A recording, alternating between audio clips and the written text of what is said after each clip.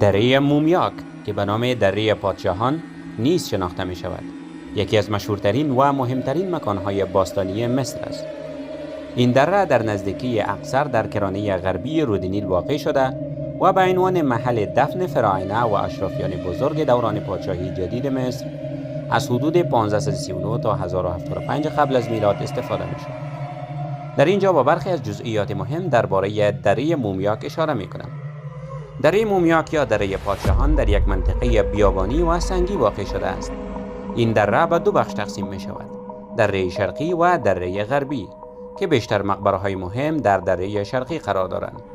یکی از مهمترین کشف‌های باستانشناسی در این دره کشف مقبره توت آنخ آمون توسط هوارد کارتر در سال 1922 بود که به خاطر گنجینه‌های بی‌نظیر و دست نخورده اش شهرت جهانی یافت.